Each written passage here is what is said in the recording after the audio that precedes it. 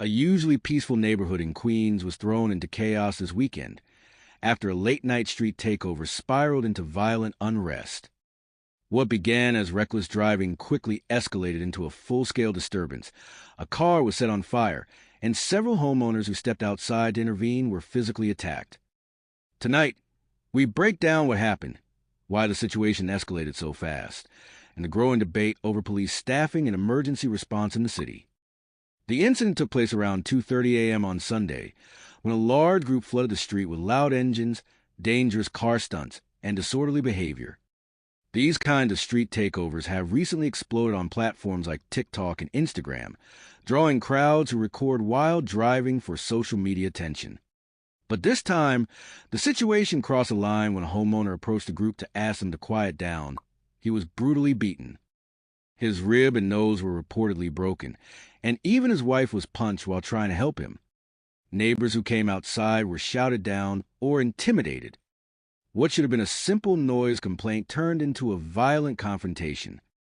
Residents immediately called 911, but many say the response they received was confusing and concerning. They were reportedly told to contact a quality of life team instead of receiving immediate police assistance. City officials later explained that the initial calls were categorized incorrectly. Respondents believed it was a routine drag racing complaint, and the precinct covering this neighborhood did not have enough officers available at that moment. They were already handling nearby incidents considered higher priority. By the time officers did arrive, the violence had already escalated. This incident has fueled a much larger discussion happening across the city. Do we have enough police officers? And who should respond first in situations like this?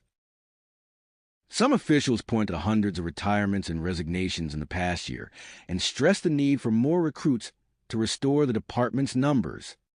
Others argue that the current staffing is sufficient and that new community safety initiatives involving social workers or non-police responders should take on more responsibilities. Critics strongly disagree. They argue that dangerous situations like this street takeover require trained, armed officers, not social workers who might be put in harm's way. Had officers arrived earlier, some say the situation might have stayed under control, possibly ending with a few summonses instead of violent assaults. There's also discussion about expanding programs where non-police staff respond to certain complaints, but experts warn that incidents involving large, unpredictable crowds are far too dangerous for unarmed responders. Social workers may play a crucial role after an incident in cases involving families, domestic violence, or community support, but asking them to be the first ones on the scene during a violent street takeover could create more problems than solutions. For the families in this Queens neighborhood, the scene looked like something out of a war zone: fire, crowds shouting, and violence breaking out on quiet residential streets. And now, many residents are asking the same question. What happens next time, and who will respond when we call for help?